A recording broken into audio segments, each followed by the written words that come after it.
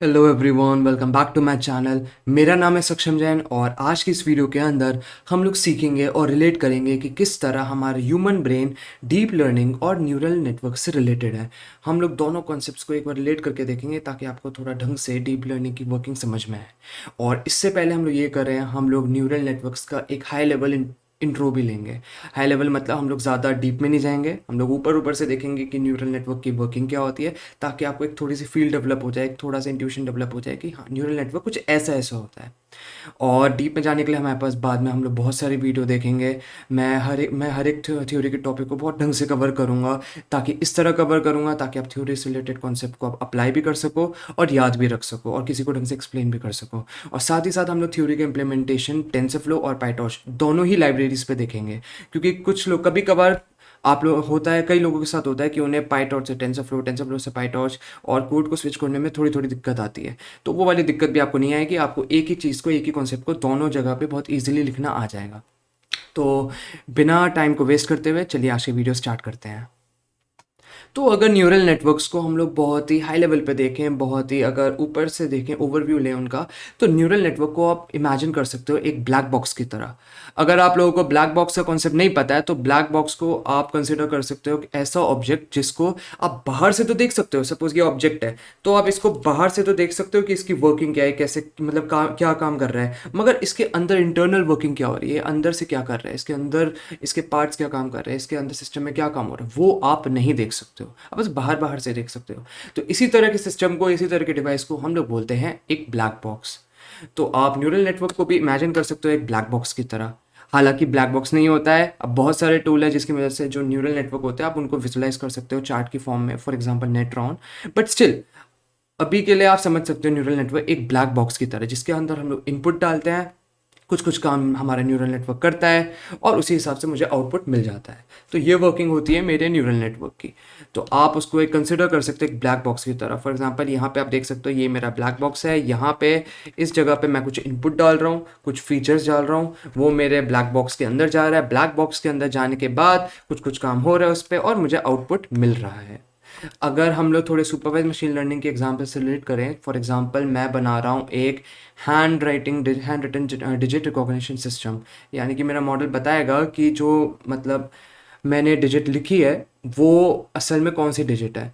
तो यहाँ पे फॉर एग्जांपल मेरे मॉडल है, मैंने इसके अंदर अपना पिक्चर डाला एक फोर का, फोर जो कि हैंड रिटन है। इसके बाद मॉडल ने कुछ काम करा और उसके बाद मुझे प्रिडिक्ट करके दिया कि ये मेरा फोर है कि थ्री है कि टू है। तो ये मेरा एक आप एग्जांपल मांग सकते हो। और हमने सपोज एक अगला मॉडल बनाया जिसमें जो मेरा ब्लैक बॉक्स है, यानी जो मेरा न्यूरल नेटवर्क है, वो काम करता है कि अगर कैट की फ़ोटो डालो तो बताना कि वो कैट है, डॉग की फ़ोटो डालो तो मतलब वो डॉग है, यानी कि डॉग और कैट को वो क्लासीफाई करता है। ये काम है इस वक्त मेरे ब्लैक बॉक्स का, यानी कि न्यूरल नेटवर्क का। तो यहाँ पे मैं कैट की फ़ोटो डालूंगा, मेरा ब्लैक बॉक्स कुछ ना कुछ काम करता रहेगा और उसके बाद मुझे मेरा आउटपुट दे देगा कि इमेज कैट है या फिर डॉग है। तो ये आप लोग ऊपर से देख सकते हो, इमेजिन कर सकते हो न्यूरल नेटवर्क को एक ब्लैक बॉक्स की तरह। बट असल में वो ब्लैक बॉक्स नहीं होता है। अब हम लोग थोड़ा ब्रीफली डिस्कस करते हैं कि न्यूरल नेटवर्क की वर्किंग कैसे होती है। तो आप ऐसे समझ सकते हो कि यहाँ पे हमारे पास बेसिकली तीन पार्ट होते हैं हमारे किसी भी एक जनरल न्यूरल नेटवर्क के। एक तरफ होती है हमारी इनपुट नोड्स, यानी कि इनपुट लेयर। इसके बाद बीच में होती है हमारी हिडन नोड्स, यानी कि हिडन लेयर। हमारे पास कई सारे मल्टीपल हिडन लेयर्स भी हो सकती है, एक सिंगल हिडन लेयर भी हो सकती है। सिंपल मॉडल्स में हमारे पास सिंगल हिडन लेयर होती है। और उसके बाद आखिरी में हमारे पास आता है आउटपुट लेयर, यानी कि हमें हमारा आउटपुट यहाँ पे रिसीव होता है। तो हम लोग अपने इनपुट नोड्स में अपने इनपुट डालते हैं, अपने फीचर्स डालते हैं, और जहाँ पे जाने के बाद उसके बाद वो हमारा जो भी फीचर्स वगैरह है वो हमारी हिडन लेयर में जाता है। हिडन लेयर यानी कि हिडन नोड्स के अंदर कुछ अलग हमारे कैलकुलेशन परफॉर्म होते हैं, और उसके बाद कैलकुलेशन परफॉर्म होने के बाद ये हमारी फर्दर हिडन लेयर्स में, और अगर और हिडन लेयर नहीं है तो आउटपुट नोड्स पे हमारी इन्फॉर्मेशन और फीचर्स को थ्रो कर देता है। अगर यहाँ पे जो आप लाइन देख रहे हो ये सारी, तो ये लाइन हमारी वेट्स को रिप्रेजेंट करते हैं।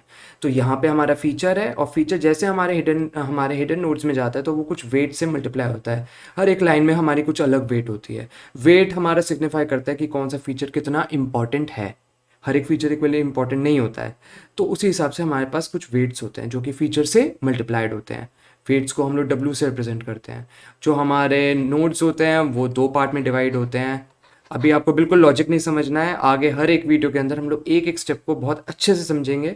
बट अभी के लिए आप ऐसे समझ लो, हमारे हिडन नोड्स में हमारे दो पार्ट होते हैं। एक में हमारे जो भी हमारा फीचर और वेट है उनका मल्टीप्लिकेशन होता है, सम होता है। और दूसरे पार्ट में हमारा एक्टिवेशन फंक्शन होता है। एक्टिवेशन फंक्शन क्या होता है? जब हमारा जो सम होता है हमारे फीचर्स का, वेट्स का, मतलब कुछ हमारा एक थ्रेशोल्ड को क्रॉस कर देता है, वो सारा जो यहाँ पे कैलकुलेशन होती है वो कुछ एक सर्टेन लिमिट को क्रॉस कर देती है, यानी कि वो कुछ इंपॉर्टेंट हुआ है यहाँ पे।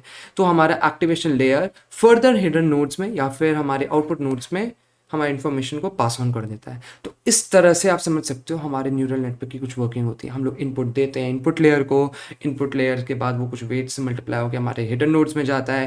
हिडन नोड्स के अंदर फर्दर कुछ कैलकुलेशन होती हैं, और अगर वो इंपॉर्टेंट कुछ निकलता है तो वो एक्टिवेशन फंक्शन में जाता है, और एक्टिवेशन फंक्शन के बाद वो फर्दर हिडन नोड्स में जाता है। अगर और कोई हिडन नोड नहीं है तो वो जाता है हमारे फाइनल लेयर में। तो इस तरह से हमारा ऊपर ऊपर से देख सकते हैं हमारे न्यूरल नेटवर्क की वर्किंग को। अब हम लोग देखते हैं कि किस तरह हमारा जो न्यूरल नेटवर्क होता है हम लोग उसको ह्यूमन ब्रेन से रिलेट कर सकते हैं। तो हमारे ह्यूमन ब्रेन में कई पार्ट होते हैं। फॉर एग्जांपल हमारे पास होता है temporal lobe, frontal lobe, motor cortex, और उसका सेंसरी कॉर्टेक्स, पेरिएटल लोब और ऑसिपिटल लोब। तो ये कुछ लोब्स होते हैं हमारी। अब अगर हम लोग हर एक लोब का एक अलग फंक्शन होता है।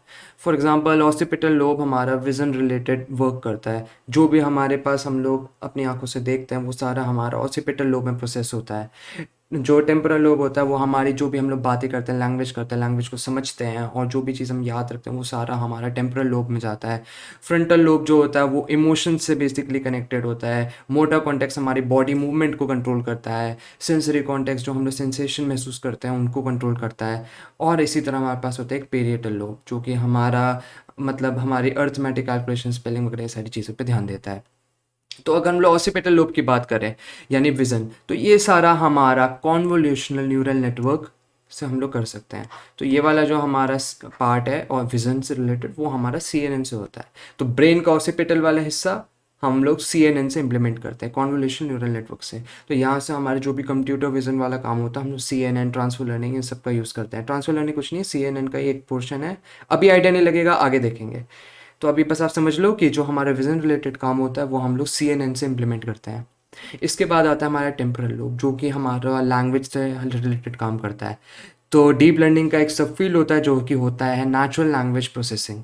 तो नेचुरल लैंग्वेज प्रोसेसिंग के अंदर हम लोग जो भी hand written digit recognition system होता है, हम लोग टेक्स्ट जनरेशन होता है, और उसके बाद पार्ट्स ऑफ स्पीच टैगिंग, जो बहुत बहुत सारे जो फंक्शन होता है, चैट बॉट वगैरह, ये सारी चीज़ें जो होती है हमारा नेचुरल लैंग्वेज प्रोसेसिंग के अंदर आता है। तो ये वाला जो काम है टेम्पोरल लोब का हम लोग RNN से इम्प्लीमेंट करते हैं। हम लोग RNN का यूज़ करते हैं, LSTM का यूज़ करते हैं, GRU का यूज़ करते हैं, एनकोडर, डिकोडर और अटेंशन बेस्ड मॉडल्स का यूज़ करते हैं, transformer, BERT, DigiBERT, GPT series, इन सारी चीज़ों का हम लोग यूज़ करते हैं अपना नेचुरल लैंग्वेज प्रोसेसिंग के लिए।